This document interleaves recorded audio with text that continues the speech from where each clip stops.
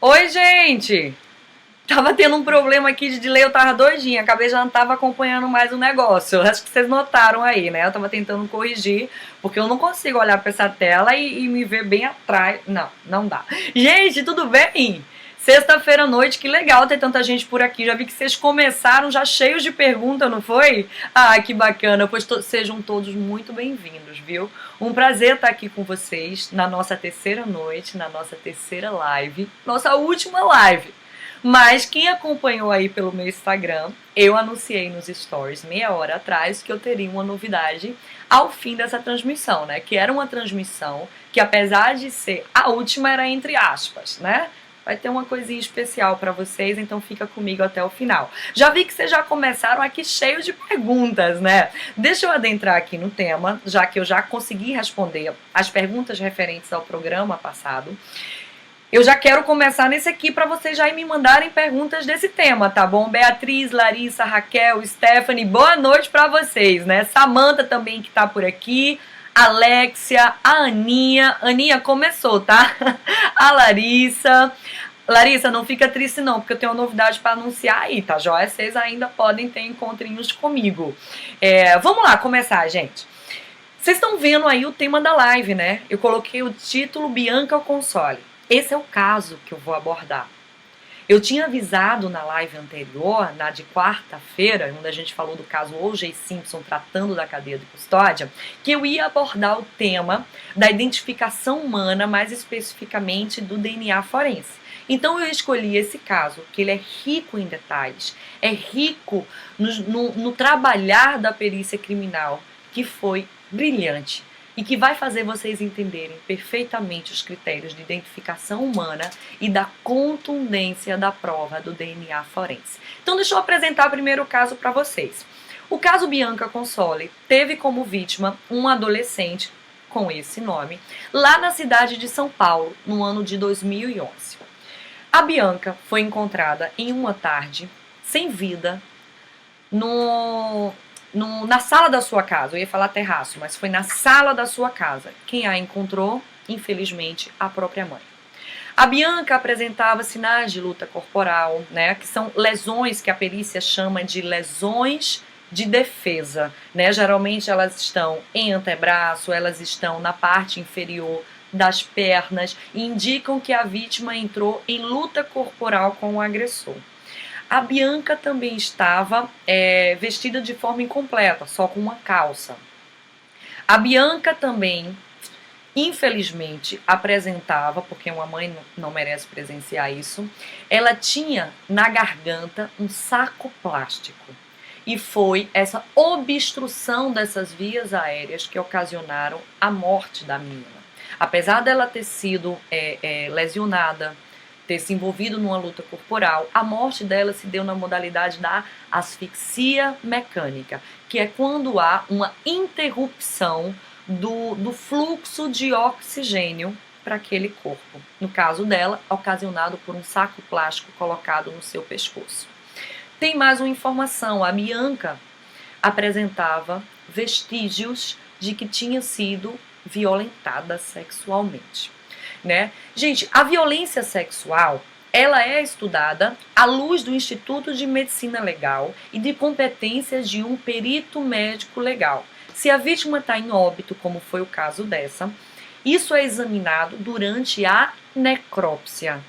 Uma vítima de violência sexual apresenta vestígios específicos, não só na face interna das coxas, mas também em toda a região, seja ela anal, seja ela vaginal, ou seja ela oral, que a violência sexual também pode se dar dessa forma. A Bianca apresentava na região anal vestígios desse tipo.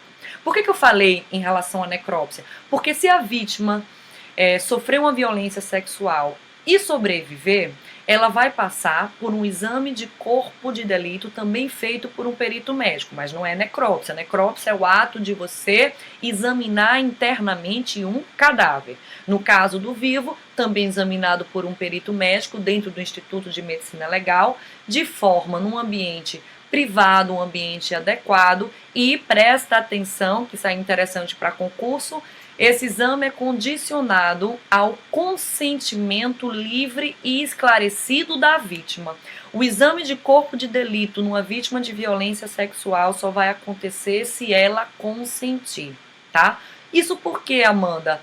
Para não aumentar, porventura, o dano psicológico daquela vítima, de ter que passar por ter o seu corpo periciado novamente e tal. Isso em vivo, tá, gente? Amanda, e se for menor, tem que ter consentimento dos responsáveis legais, tá joia? Mas vamos voltar. A Bianca estava em óbito, ela passou por uma necrópsia. Foram observadas lesões de luta corporal, foram observadas vestígios compatíveis com violência sexual na região anal. E foi observada uma causa mortis, asfixia mecânica por total obstrução das vias aéreas, cujo instrumento utilizado foi um saco plástico.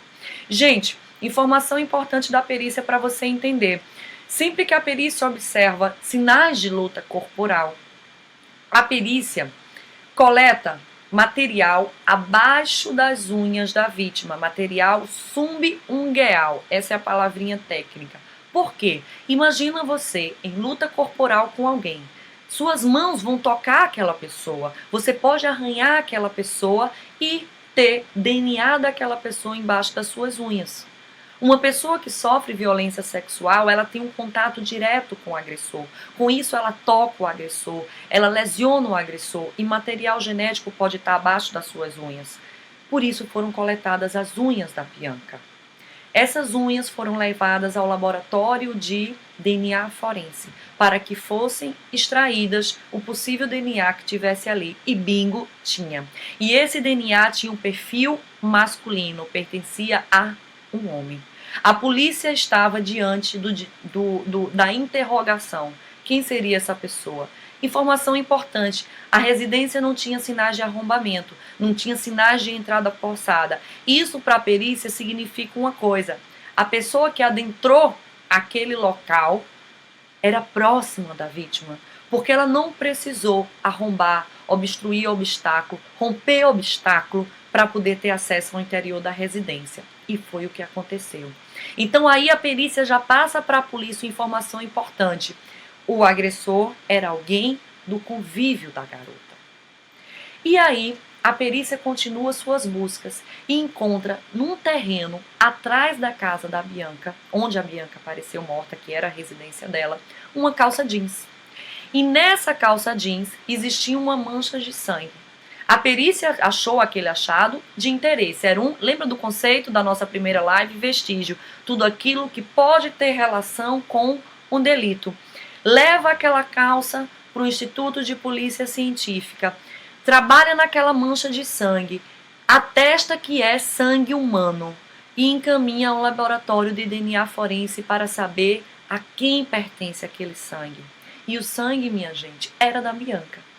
Então, a pessoa que usou aquela calça teve contato com a Bianca enquanto ela sangrou. Ela não sofreu agressões, ela sangrou. E mais, se uma pessoa utiliza uma calça na parte interna dela, vai ter o DNA da pessoa. Eu te falei na live passada, quando eu abordei o caso O.J. Simpson, que foi coletado o DNA dele da cena de crime, principalmente da luva, que o fato dele de usar uma luva vai fazer com que aquela pele descame e libere células ricas em DNA. A mesma coisa numa calça jeans. Então a perícia sabia que examinando a face interna da calça podia encontrar o perfil genético do proprietário daquela calça, de quem usou aquela calça ao momento do fato. E conseguiu. Conseguiu um perfil masculino. Aí olha que interessante. Perfil masculino encontrado embaixo das unhas da Bianca. Perfil masculino encontrado numa calça que tinha sangue da Bianca. O que é que a perícia faz? Confronta esses dois DNAs. E sabe o que é que se conclui? Que esse DNA masculino pertencia à mesma pessoa. Agora a perícia estava diante de tentar identificar quem era aquela pessoa. A perícia deu a informação de que era alguém próximo. Então a polícia começa a pedir que as pessoas próximas a Bianca, o namorado, o ex-namorado, o tio, o padrasto, cedam material genético para que seja confrontado com aquele DNA, aquele perfil que foi coletado nas unhas e na calça jeans.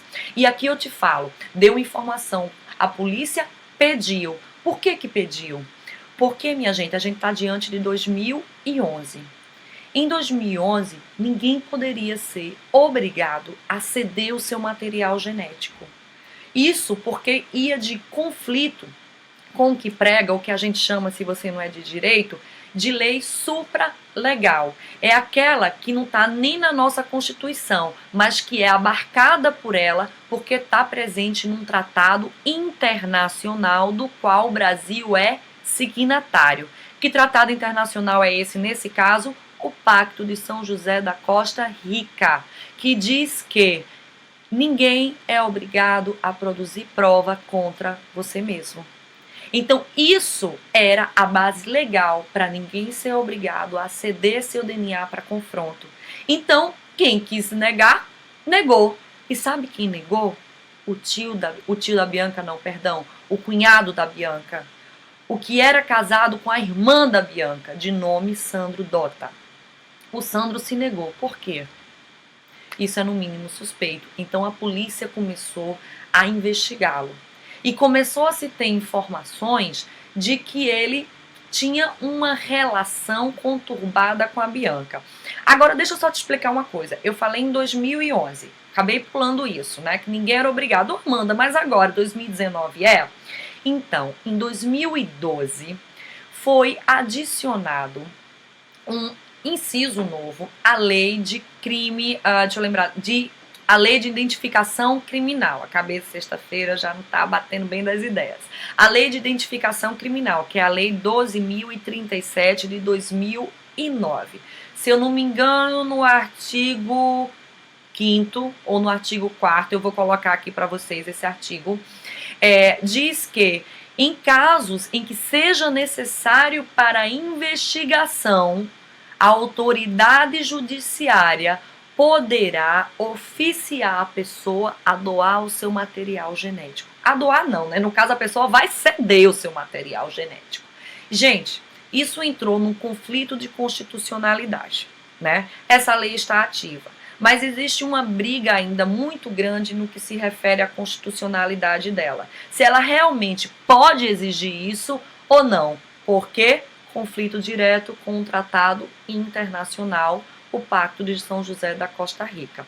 E isso aí foi colocado na Lei de Identificação Criminal no ano de 2012, um ano após o caso da Bianca. E o direito penal, ele diz que uma lei não pode retroagir para prejudicar o réu. Ela só retroage em benefício do réu. Então, uma lei que surgiu depois, que podia obrigar o Sandro Dota a ceder o seu DNA para ser comparado com aquele da cena do crime, não podia ser usado, porque o evento em que ele estava envolvido aconteceu anterior a essa nova lei. Então, ele não cedeu. Só que aí ele começou a ser investigado e se observou muitos indícios de uma possível autoria dele. E ele foi a julgamento.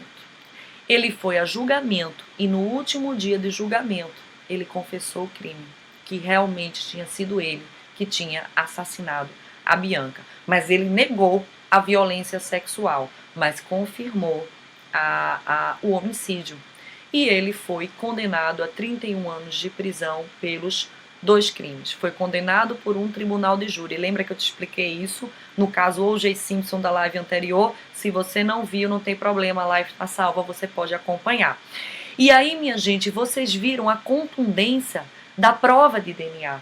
Amanda, eu tenho dúvida, porque na prova de DNA eu já vi, geralmente tá assim, é 99,9% provável que esse DNA seja da pessoa. Gente, esqueçam isso. Olha só, esse teste é probabilístico, então não tem como você colocar em probabilidade o 100%. Mas se eu te falar que esse 99,9% corresponde a quatrilhões, quintilhões, muito maior que o que a gente tem em números da população mundial. Um 99,9% pode significar, e foi no caso do Sandro Dota, 56 quintilhões de vezes provável que esse DNA seja da pessoa tal. Gente, nem a população mundial tem esse número de pessoas. Então não existe mais isso de você, quer dizer, nunca existiu, de você dizer, mas tem o 0,01%. Não. Isso aí é para pessoas leigas, pessoas que realmente são técnicas, que trabalham nessa área, que têm a capacitação técnica, são as pessoas que têm que ser ouvidas nesse caso.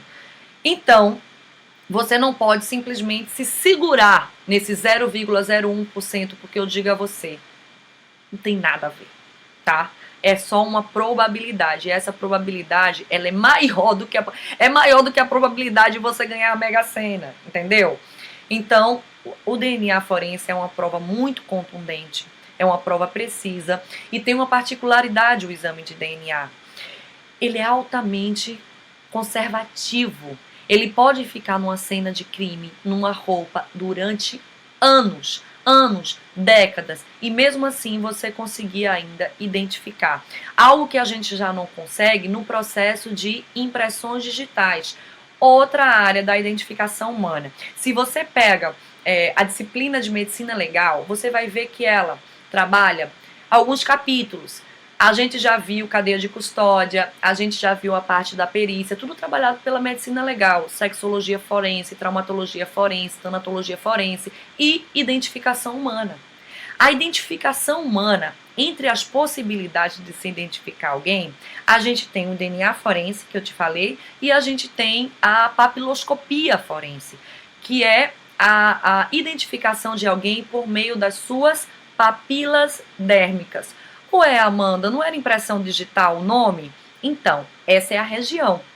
A gente pode ter as impressões papilares na ponta dos nossos dedos, e aí elas recebem um nome especial de impressões digitais. A gente pode ter na planta das nossas mãos, e aí recebe o nome, na palma, perdão, das nossas mãos, e recebe o nome de impressões palmares. E a gente pode ter na planta dos nossos pés, recebendo a denominação de impressões plantares.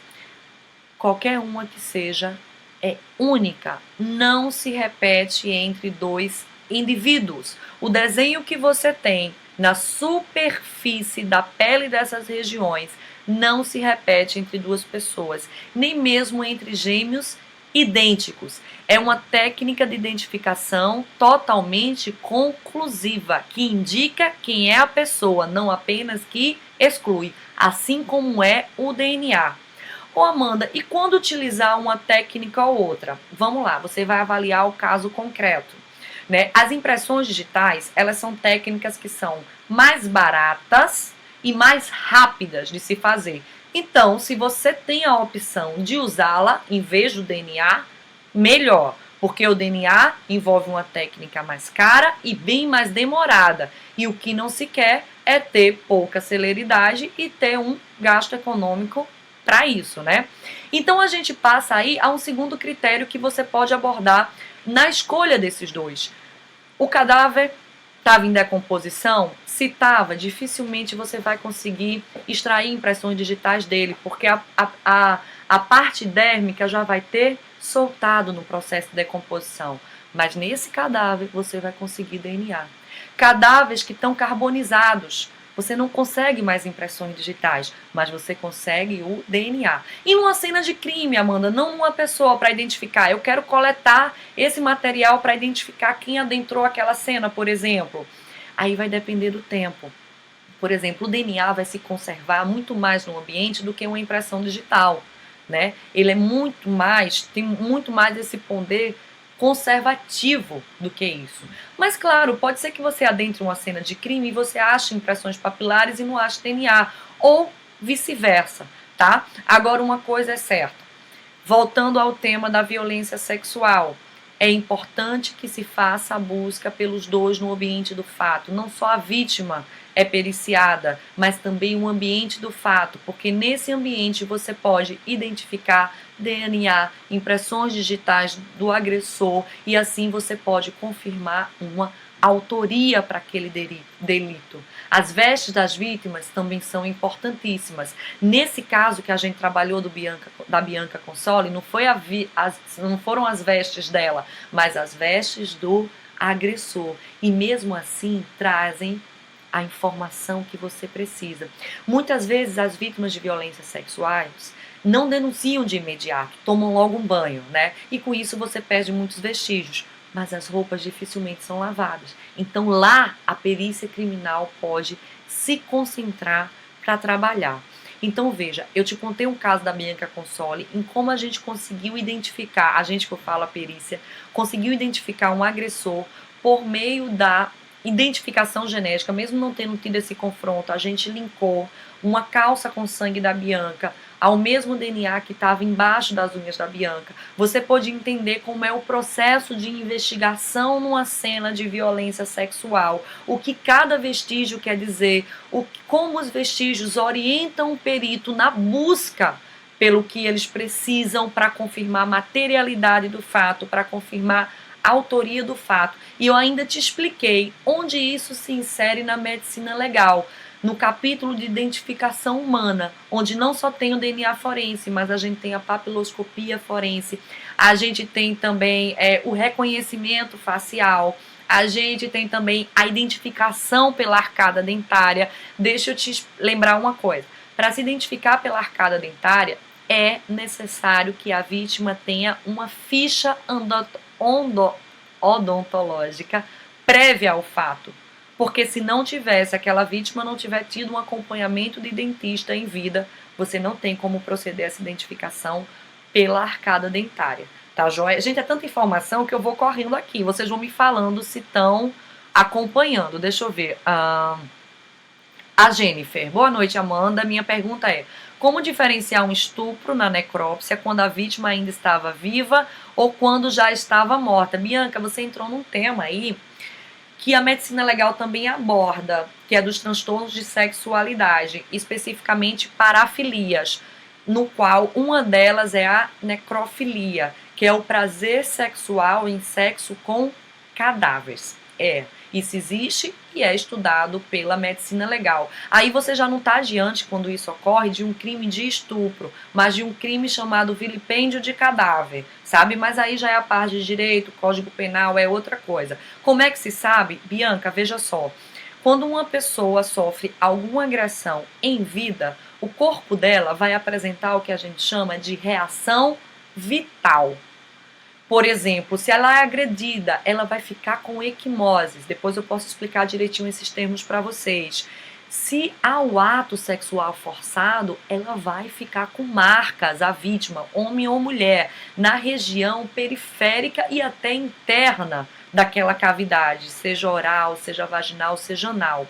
Se ela estiver viva, você vai ter reação vital nessas regiões. Mas se a vítima estiver morta, você não vai ter essas reações vitais. Mas você vai ter, por exemplo, sêmen naquela cavidade vaginal, que pode identificar a agressão sexual. E com a ausência da reação vital na região, a relação sexual pós-mortem, que a medicina legal chama de necrofilia, um transtorno de sexualidade que é classificado entre as parafilias. Tá joia, Jennifer? Vamos para a próxima. Jaqueline. Quando um corpo está em decomposição, é possível saber a causa da morte ou se houve abuso sexual? Vamos lá, Jaqueline. Sim, é possível. Claro que vai dificultar um pouco, não é como um corpo que está fresco, que claramente você vê aquelas lesões. Mas sim, inclusive, a perícia trabalha muito com cadáveres em decomposição. Principalmente aqueles cadáveres que, eu não sei, aqui no Nordeste a gente chama desovados, né? Que são colocados em um local diferente daquele da morte para demorar mais o seu achar pela polícia. E sim, a gente chega numa causa mortis, sim, inclusive em cadáveres esqueletizados se pode chegar ainda a uma causa mortis. Claro, é um processo mais demorado, pode ser que demore mais, pode ser que não se consiga, tanto esqueletizados quanto em decomposição, pode ser. Mas é possível que se tenha. Eu mesmo já trabalhei em vários casos que nós chegamos, eu, perita de local, o perito médico responsável, a causa-morte da vítima, sim. Quanto à violência sexual, ela já dificulta mais quando o cadáver está em decomposição. Por quê? Porque você já não está mais conseguindo enxergar as lesões claramente naquela região. O material genético, em virtude de sêmen que possa estar ali, já foi muito contaminado pela ação bacteriana. Então, é mais difícil.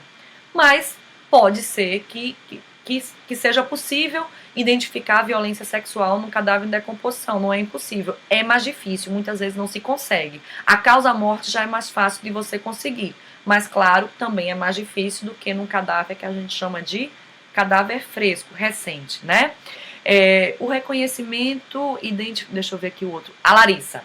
Além de identificação do DNA através das unhas, algum outro local no corpo da vítima que seja possível fazer a coleta do DNA? Larissa, eu acho que você está falando com relação ao agressor, né? Larissa, pode ter DNA do agressor no corpo inteiro da vítima, Larissa. O DNA é transferido muito facilmente. Larissa, se você tocar seu braço aqui no meu, você pode transferir seu DNA para mim.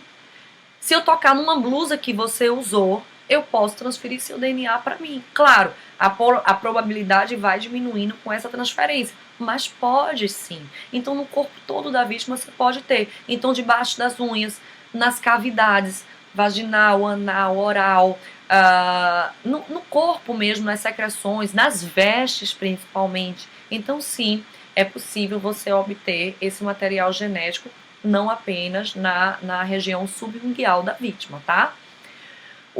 Laís, oi Laís, tudo bom? O reconhecimento e identificação através da voz também é abordado na medicina legal. Na medicina legal, veja só, Laís, a medicina legal, ela trata, tem um capítulo dela que é de perícia, onde vem a perícia criminal, onde se insere também a perícia criminal. A perícia criminal também é estudada a nível da criminalística, tá? Então a gente tem todas essas disciplinas trazendo a perícia criminal. A identificação pela voz é um exame realizado por um perito criminal, não é por um perito médico. A competência do perito médico é a análise do corpo. Se ele está vivo ou se ele está morto, é competência do médico. É como você pensar num médico normal, qualquer profissão médica. Qual é o objeto de estudo do médico? O corpo humano. No perito médico, a mesma coisa. Então, se eu estou fazendo a identificação da voz humana, é o trabalho de competência de um perito criminal. Inclusive, já trabalhei nesse setor também, fazendo essa análise da voz humana, confrontando e dizendo se pertence a determinada pessoa ou não e tal. Vamos para Beatriz. Identificação humana e DNA forense foi o tema do meu TCC. Ah, que legal. Esse assunto é meu xodó. Amanda, a live de... Amanda, eu me confundo toda. Ah, Beatriz, que legal. Vamos relembrar então tudo aqui hoje, né? Aí a Beatriz continua. Minha dúvida é do procedimento laboratorial. Ao pegar DNA de sangue seco de tecidos, esse material é recolhido como? Tecido que você fala não é tecido corpo, deve ter tecido roupa, né? Olha só, a extração do DNA, ela pode ser feita tanto com você raspando aquele material. Por exemplo, eu tenho uma camisa, o sangue está seco. Eu posso pegar um suave, que é aquele cotonete comprido, sabe? Bem comprido, chama suave. Tem que ser estéril. Por que tem que ser estéril? Para não ter contaminação por outro DNA. Então é um que ninguém tocou, que vem lacrado, que vem esterilizado. Eu posso molhar aquele suave em água destilada, para ela também estar estéril, tá? E aí, com aquele suave molhado, eu posso passar nesse tecido, aí vai transferir. Aquele sangue que estava seco vai ficar líquido, né? E vai cobrir aquele suave. E aí eu vou passar uma laminazinha de bisturi, também estéril, nele, e vou colocar vamos chamar de potinho, no potinho que vai para a reação de extração do DNA, então é fácil. Ou eu tenho outra opção também, Beatriz, eu posso cortar o tecido num pedacinho bem pequenininho onde tem a mancha de sangue e colocar lá também nesse recipientezinho que a gente chama de Eppendorf, para começar a reação de extração, tá joia? Mariana, Amanda, no caso de um incêndio proposital para parecer um acidente e disfarçar um homicídio, como saber isso diante de um corpo carbonizado? Menina Mariana, você criou toda uma cena. A perícia é o papel da perícia, Mariana. Eu te digo uma coisa, não há crime perfeito, há perícia mal feita. Eita, bati aqui fiquei tão emocionada que eu bati aqui. Não há crime perfeito, a perícia é mal feita. Então, uma perícia bem elaborada, e a gente tem profissionais competentíssimos aqui no país, consegue identificar exatamente isso. Se aquele incêndio foi feito para disfarçar um homicídio, Mariana, não é coisa do outro mundo não, pelo contrário, é uma perícia que até é corriqueira, é um pouquinho trabalhosa, mas não é nada do outro mundo não. a gente vai justamente descobrir, através dos vestígios, se esse incêndio foi acidental ou se foi proposital. Se foi proposital, se há um corpo ali. Aí o que é que vai ser, Mariana? Essa vítima pode estar morta antes do incêndio. Eu acho que esse é o exemplo que você quer dizer. Se vai fazer o estudo cadavérico dela, necroscópico, e vai se saber a causa mortis. E provavelmente, para esse exemplo que você está dando, a causa mortis não será a carbonização em si, mas pode ser uma vítima de um projeto de arma de fogo, uma vítima de estrangulamento. E isso vai ser atestado durante a necrópsia. Aí vai se saber que não foi um mero incêndio acidental. Então, sim, Mariana, a gente consegue fazer isso, tá? Uma perguntinha que está aqui do lado. Deixa eu pegar aqui. Da Jaine. Amanda, em média, quanto tempo pode ser concluído um caso que tem abuso sexual seguido de morte, em casos semelhantes ao de Bianca Consoli? Essa tua pergunta tem uma resposta complexa. Vai depender muito do material que está se trabalhando. A gente pode conseguir coletar material que já é rico em DNA, mas pode ser que a gente esteja trabalhando com amostras que tenham pouquíssimos DNA. E aí, por exemplo, esse material embaixo das unhas dela tinha uma quantidade boa do DNA. Não é do Sandro, né? Ele não fez o DNA. Do perfil masculino. Mas pode ser que a quantidade que tivesse ali fosse muito pouco, ou porque já se passou tempo, ou porque foi transferido pouco DNA mesmo. E aí você vai tentar extrair esse DNA e não vai conseguir de primeira, e você vai tentar de novo, e você vai tentar de novo. Eu estou falando de uma forma bem simples, porque se eu usar os termos técnicos, pode ser que vocês não entendam. Então, assim, depende muito do caso concreto. Não tem como a gente dizer, para um caso de violência sexual vai demorar uma semana. Não, vai depender do caso, vai depender do vestígio que tu está trabalhando. Pode ser que aquele vestígio, ele não esteja tão claro o significado dele. Pode ser que, como o DNA, a amostra seja muito pouca, seja muito pequena. Então, assim, se o cadáver estiver em decomposição também, então pode demorar um pouquinho. Eu já trabalhei num caso que até, minha gente, fazer um convite para vocês. Vou estar em Goiânia. Eu vou estar em São Paulo, terça-feira agora, mas eu vou estar em Goiânia em outubro. Eu vou apresentar uma palestra no 15º Congresso de Criminalística, um congresso nacional. E eu vou apresentar justamente esse caso, que vou relatar aqui para vocês. Claro, vou dar só um pouquinho dele, porque você tem que ir lá me ver. E nesse caso eu trabalhei com a violência sexual de uma moça que foi encontrada em um terreno. Era um caso de desova, estava em avançado estágio de decomposição. Na perícia eu concluí que ali não tinha sido o lugar da morte dela e a gente precisava identificar que local era esse. A investigação se deu continuidade e a gente foi levado até um local, uma residência que estava abandonada. Amanda, por que era necessário ir até o local? Porque eu poderia coletar muito mais vestígios que materializassem o crime, não só de homicídio, mas da violência sexual e a autoria do fato. Aquele cadáver, por estar em avançado estado de decomposição, por estar em um ambiente que não foi o local imediato da sua morte, não me dava essa riqueza de vestígios. E aí a gente tinha que encontrar o local do fato. E aí, numa casa que periciamos, a gente conseguiu coletar vestígios suficientes, que aí eu não vou dizer qual é, tem que assistir essa minha palestra no Congresso de Criminalística. Eu consegui identificar, sabe quantos perfis genéticos nessa casa? 4, todos de homem. Foi lá onde ela foi violentada. E também identifiquei o DNA dela, foi lá onde ela foi morta. Os detalhes desse caso, depois eu conto pra vocês. Mas, foi um caso mais demorado, porque você viu que significou o deslocamento, a tentativa de se achar o outro ambiente onde se deu o fato. Então, a gente não pode precisar totalmente quanto tempo vai durar. Vai depender daquele caso, tá joia? Alberto, sabe algo sobre perícia para quem faz contabilidade? Sim, Alberto. Inclusive, não só na seara criminal, mas na seara civil, uma perícia bastante requisitada. Você pode atuar na área civil, inclusive sem concurso. É a área de documentoscopia e grafoscopia. Muito interessante e tem muita demanda. É onde se faz o confronto de documentos e o confronto grafoscópico, de letra, né? Muito utilizado em assinaturas, bem interessante, mas eu posso depois fazer uma live especificamente sobre isso, tá joia? Outra pergunta aqui, grande, hein, do Bruno. Boa noite, Amanda, sou graduando em enfermagem e fiquei com uma pequena dúvida. Como um profissional de saúde pode preservar o DNA do agressor no corpo da vítima na hora de prestar uma assistência à saúde. Você falou que geralmente existe um contato físico em busca da vítima se defender do agressor. Há uma lei que exige um profissional especializado em medicina legal, nesse caso, para prestar assistência?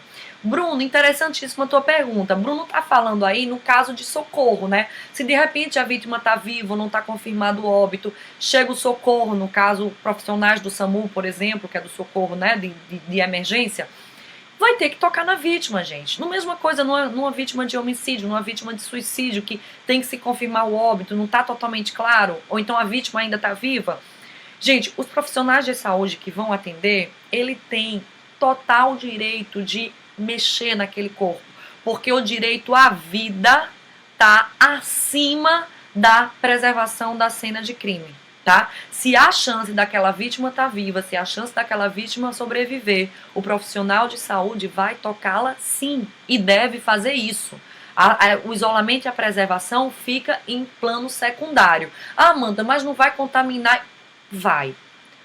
Mas a vida está acima de tudo. Se a chance de salvar, vai ter que se fazer isso. E não se preocupe, Bruno, o profissional de saúde não vai ser incriminado, investigado por isso de jeito nenhum, tá? Isso aí é uma prerrogativa totalmente legal e ela é feita, tá joia? Vamos lá, Jennifer. Amanda, quando a mancha de sangue foi lavada, como os peritos conseguem identificar a mancha novamente? É com algum reagente? Sim, Jennifer. A gente pode usar duas coisas. A gente pode usar a luz forense. A mais comum é a luz ultravioleta, mas há vários espectros. E a gente pode usar o tão famoso luminol, né? O luminol é um reagente que vai dar uma reação que a gente chama colorimétrica, de cor, em contato com substâncias que contenham ferro. Como assim, Amanda?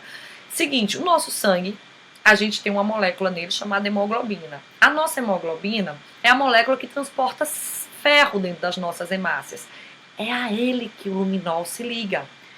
Ah, Amanda, então o luminol não se liga ao sangue? Se liga indiretamente, se liga àquela região do ferro da hemoglobina. Então, com isso, você tem que ter cuidado, porque se o luminol der positivo, não necessariamente vai indicar que há sangue ali. É sugestivo para sangue. E o que é que vai confirmar? O exame em laboratório, que faz o quê? Atestar sangue humano. Lembra que eu falei isso para vocês? Exatamente. Então, pode limpar, pode lavar, que a gente vai conseguir utilizar a luz forense, que a gente vai conseguir utilizar luminol para identificar. Não é uma reação daquelas que tem no CSI Miami, que brilha, a sala fica linda, mas é daquele jeito, só não tem aquele brilho todo, mas que a gente consegue observar. Num ambiente tem que estar totalmente escuro, a gente não consegue fazer à luz do dia esse tipo de exame, e a gente consegue ver mesmo, e é incrível que a gente vê mesmo o formato da mancha que estava ali e consegue dizer se é uma mancha de arrasto, se é uma mancha gotejada, se é uma mancha transferida por contato. Que se vocês lembram na live passada do O.J. Simpson, eu disse que cada uma, não, do caso Nardoni, eu disse que cada uma delas tinha um significado, né? Então sim, e isso se deve às propriedades do sangue, em termos de capilaridade, em termos de fluidez, que eles adentram mesmo na superfície. Por mais que você limpe, aquele sangue vai ficar retido ali, tá joia? Outra, da Thaís. Uma graduada em psicologia pode fazer concurso para perícia? Thaís, vou te apresentar a capitulação legal disso. Artigo 158 do Código... Não, perdão. Artigo 159 do Código de Processo Penal, que diz que o exame de corpo de delito e outras perícias serão realizados pelo perito oficial graduado em nível superior. Ponto. Parou aí. Isso quer dizer que qualquer pessoa com graduação de nível superior, inclusive a sua, Thaís, a psicologia, pode prestar concurso para perito. Ah, Amanda, mas eu vejo alguns editais e vejo que não tem para psicologia. Mas é um critério da instituição. Talvez aquela instituição não esteja precisando de psicólogo naquele momento. Ah, Amanda, e psicólogo vai trabalhar como? Pode trabalhar como perito criminal, como eu. Eu sou farmacêutica e sou formada em Direito, eu atuo em cena de crime. Então, em regra, segundo o Código de Processo Penal, qualquer pessoa com nível superior pode concorrer ao cargo de perito. Aí você só vai ter que ficar atento aos editais para saber se vai abrir vaga para a sua área específica. Existem alguns concursos, como foi de Santa Catarina, em 2018, que abriu o que a gente chama de vagas generalistas, ou 2017, algo assim, que unicamente exigiu formação em nível superior, nem ditou quais graduações eram essas. E aí você, formada até em letras, podia concorrer ao cargo, tá joia? Outra, Amarilis Flores. Eu assisti essa semana o filme Três Anúncios para um Crime. Já assisti também, né? Meio triste, né? Pesado. E teve uma cena em que um dos personagens briga com o suspeito e ele arranha o rosto do suspeito, obtendo assim DNA. Que tipo de exame é realizado nesse DNA para obter o resultado? O mesmo exame. O mesmo exame. Só que esse exame aqui, no caso, Amarilis, ele vai ser ainda mais demorado, porque você tem um DNA do suspeito na mão de uma outra pessoa. Então você vai ter que separar esse DNA. Separar o que é daquela pessoa com separar o que é do suspeito, né? Então vai acabar, a gente vai ter uma mistura de material genético e vai ter que proceder à separação deles durante o exame. Então isso vai levar mais tempo, mas pode ser realizado e é pelo mesmo processo, só vai demorar um negocinho a mais, tá joia? Laís, também sou da Paraíba, conterrânea, e sou fonoaudióloga. Gostaria de saber se aqui há fonoaudiólogos atuando como peritos. Laís, não só há. Eita, bati de novo. Laís, não só há como o cara que eu me inspiro muito aqui na Paraíba, que é o meu, eu chamo ele de mestre, é meu tirador de dúvida oficial. É um cara que tá na perícia há mais tempo que eu. E o cara é massa, o cara é arretado. O nome dele é Herbert Boson. Ele é fonoaudiólogo e ele atua em local de crime como eu, tá? Mais tempo que eu na perícia e é um cientista. Laís, eu vou te dar o Instagram dele pra tu seguir. E, aliás, pra todos vocês. O nome é @bosonperito. O Boson é com S. Vamos aqui, deixa eu abrir aqui pra vocês. Pra vocês... Vocês vão seguir ele, gente, porque é muito bacana. Ai, meu Deus, tanta mensagem aqui no meu celular. Gente, pelo amor de Deus, espera aí. Boson, ó aqui ele, ó. Vou mostrar pra vocês. É esse Instagram aqui, ó. Vê se vocês conseguem ver. Boson Perito, tá vendo? BOSON _ Perito. Olha a cara dele. Gente, esse cara é fera e é fonoaudiólogo, tá? Você pode seguir ele. E ele atua em cena de crime como eu, tá joia? Aninha Oliveira, para atuar como perito criminal é somente por meio de concurso público como criminal? Tá? Porque na seara criminal é concurso público. Agora você pode atuar como assistente técnico. Assistente técnico é um tipo de perito que é trazido no artigo também 159, só que aí já é no parágrafo 3º e 4º do Código de Processo Penal, no inciso 3º e 4º do Código de Processo Penal, que diz que as partes são livres para contratar assistentes técnicos. Geralmente, a defesa contrata um assistente técnico para tentar desqualificar o laudo da perícia oficial. É também um meio de prova e é uma forma de se atuar sem concurso público, né? Você fica condicionado à contratação por alguém, né? De repente, um advogado de defesa está precisando... Foi o que aconteceu no caso Nardoni, né? Até me mandaram essa pergunta. Fala um pouco sobre o perito que atuou para a defesa, né? Ele foi contratado como assistente técnico, né? Para tentar desqualificar o laudo da perícia. Amanda, desqualificar, que coisa negativa. Não, assim, é mais a palavra. Ele vai tentar mostrar uma outra possibilidade de como aquele crime pode ter acontecido. No caso da menina Isabela, o assistente técnico, ele tentou desqualificar a morte por asfixia, dizer que aqueles sinais no pescoço e no corpo da menina indicativos de asfixia, na verdade, tinham sido causados pela queda. Então, há essa possibilidade, mas o nome é assistente técnico, tá?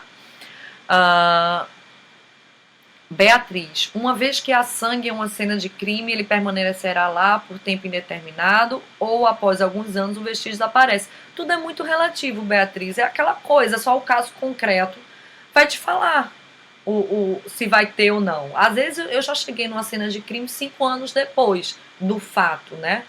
Para tentar se atestar que foi ali que aconteceu. E a gente conseguiu o vestígio do mesmo jeito, da mesma forma que eu já cheguei um mês depois e não consegui. Então vai depender muito de critérios de umidade, de mofo naquele ambiente. Então isso é muito relativo. Mas na maioria dos casos, o DNA que você pode obter nesse sangue, ele se conserva bastante. E a gente pode conseguir, inclusive o sangue também lá, apesar de secar, a gente pode conseguir ainda. Mas resposta para isso tem que analisar no caso concreto, cada caso é um caso. E a possibilidade para tudo no campo pericial, tá? Próximo, Ana Carolina. Boa noite, Amanda. Oi, Ana. como anda o projeto do banco de dados de DNA no Brasil. Graças a Deus avançando, Ana. O banco de dados do Brasil, ele foi trazido, né, a partir da alteração, tanto dessa lei de identificação criminal que eu citei para vocês, como a alteração no código de execução, né, da vara de execuções penais. Gente, foi mal, porque assim, eu tô tão cansada que eu acabo complicando as palavras, extrapolando, e vocês ficam sem entender. Eu vou tentar falar mais devagar. O banco de dados DNA significa dizer que os DNAs coletados em cenas de crime ou de criminosos serão armazenados em um banco digital. E esses dados poderão ser acessados toda vez que se precisar confrontar com um DNA que de repente foi coletado em uma nova cena de crime e tudo mais. Esse banco de dados de DNA, ele não é de livre acesso. Apenas um perito, que é aquele responsável em cada instituição, vai poder acessá-lo. E mesmo assim não é à torto e à direito. Existe uma série de regras, né? Mas que nos Estados Unidos isso é muito avançado, é de muitos anos. A gente tem esse banco de dados com o nome de CODES e ele já traz uma flexibilização dessa coleta, né? É muito mais fácil você obter DNA e se colocar no banco de dados. Aqui no Brasil não, porque cai no conflito de constitucionalidade ainda. Então, tanto... eu vi agora a foto do Ebert aqui. Não, eu vou até tirar uma foto que eu vou mostrar pra ele, que eu o divulgo, gente. Vou até fazer assim, ó, pra ele me ver que eu tô divulgando ele. Ó. Porque ele é massa, esse cara é massa. Gente, então assim, a gente ainda tem muitos problemas. E a gente tem outro maior no banco de dados DNA, que é a coleta. Às vezes a gente não tem material necessário para coletar. A lei fala que se pode coletar de forma compulsiva em pessoas que estão cumprindo a pena, que está transitada em julgado por crimes dolosos cometidos com violência ou grave ameaça. Essas pessoas, elas têm que ceder o seu material genético, né, para esse banco de dados. E além de cair nessa briga de constitucionalidade, ainda vem no critério de que a gente não tem material suficiente para estar alimentando esse banco, coletando esse DNA, fazendo a extração e tudo isso. Infelizmente, esse banco... já estou perto do final, estou me avisando. Esse banco precisa ser mais alimentado, mas se Deus quiser, lá na frente a gente vai estar tipo um CODES. Gente, são tantas perguntas, tantas, e eu não vou conseguir mais responder porque aqui tem um tempo limite, eu vou acabar caindo a minha conexão. E eu não posso deixar cair essa conexão sem antes primeiro agradecer a vocês por terem me acompanhado nesses 3 dias. Vocês me dão mais impulso para continuar. Eu comecei esse trabalho de formiguinha, de divulgação da perícia criminal. E eu fico muito feliz em saber que eu estou conseguindo contaminar tantas pessoas com esse vírusinhos de perícia criminal. Muito obrigada por vocês me acompanharem. Quem aí que chegou até aqui sem me seguir, me segue, porque a gente precisa fazer a sociedade conhecer e valorizar cada vez mais a perícia criminal. E ó, lembra da surpresinha que eu falei que eu tinha pra vocês? Vou falar. Gente, eu tava organizando já isso e eu ia anunciar só lá no mês de junho. Mas o sucesso da Semana CSI foi tanto, eu tô tendo tanta interação com vocês, que eu resolvi antecipar essa novidade. Seguinte, eu vou lançar o primeiro curso totalmente online, chamado Noções de Perícia Criminal. É um curso que tem 8 horas aula. Eu vou abrir a primeira turma dele. Nessa primeira turma, você vai ter direito a 4 horas que já estão gravadas e vai ter mais 4 encontros virtuais, como esse aqui, de 1 hora. Então, são 8 horas aulas que eu vou oferecer com certificação digital. Se você é um estudante para concurso, maravilha, porque sabe isso tudo que eu estou falando aqui? Lá é de uma forma bem mais detalhada, com muito mais dicas de artigos que caem em concurso público, de conceitos de criminalística ainda mais abordados, né? Eu não trago só conceito de vestígios de evidência, eu trago muito mais coisa. Medicina legal, noções de processo penal. Se você não é estudante para concurso, é só um curioso, gente, eu te convido a fazer o meu curso, porque você não vai precisar nem sair da sua casa. Quando eu comecei com isso, muita gente falava para mim: Amanda, eu queria ir numa palestra sua, eu queria ir num mini curso seu, mas você ainda não veio na minha cidade. Eu fiz, caramba, eu tenho que atender essa demanda. Eu vou levar esse meu curso para dentro da casa das pessoas. E aí eu criei o curso Noções de Perícia Criminal de 8 horas, com certificação digital, totalmente online, e que você já pode adquirir. Gente, o precinho é especial, eu até falo para vocês, quem está inscrito na Semana CSI, por isso que eu pedi para vocês se inscreverem, esse curso de 8 horas e com esse encontro comigo, que você vai poder tirar suas dúvidas dessa forma, vai custar R$ 96. Inclusive, você vai poder dividir esse valor. R$ 96, 8 horas, certificação digital. Eu vou te dar conteúdo de criminalística, de medicina legal. Quem é estudante para concurso sabe que não é fácil obter. E o link para você adquirir, vou te dar agora. Você vai acessar vousercsi.com.br. Vou ser CSI, não é você, é vou ser csi.com.br. O link tá aqui nos comentários, minha equipe tá colocando para vocês, tá? Você acessa, esse curso acabou de ser lançado, eu queria lançar aqui para vocês e eu vou fazer muito mais. Agora é o seguinte, gente, essa é a primeira turma. Por que eu vou abrir turma? Porque vai ter as lives. Então não é um curso que eu vou deixar lá e ele vai ficar vendendo ad eterno. Não, porque senão quem for entrando depois não vai ter as lives. Tá? Então é uma turma. Eu tô abrindo essa turma. Se vai ter outra, Amanda, gente, eu não sei, tá? Eu não sei. Eu tô abrindo essa primeira turma. Se você é um amante da perícia, ou se você é um estudante que tá precisando de hora-aula, eu sou professora, meus alunos me cobram isso, você pode adquirir o curso. Se você é estudante de concurso, eita, massa! Melhor ainda que eu vou te dar um material que não tem no mercado. E se você pensa um dia fazer esse curso, vem aprender mais um pouquinho para ver se essa realmente é a tua vocação. E com isso, minha gente, eu vou conseguir, se Deus quiser, ajudar muito mais pessoas a realizarem o sonho de ser perito criminal ou delegado, porque isso também é cobrado na carreira de delegado, ou de agente, ou de escrivão, esse mesmo conteúdo, tá? Eu quero é ajudar você a realizar o sonho de ter o cargo que você tanto almeja, como eu alcancei. Tá joia? Gente, acessa vocêcsi.com.br e a gente vai poder fazer esse trabalho aqui. Ah, você ainda vai receber material escrito, tá? Então são aulas gravadas, são 4 encontros de lives como essa e mais um material escrito que eu vou dar para vocês, tudo por R$ 96.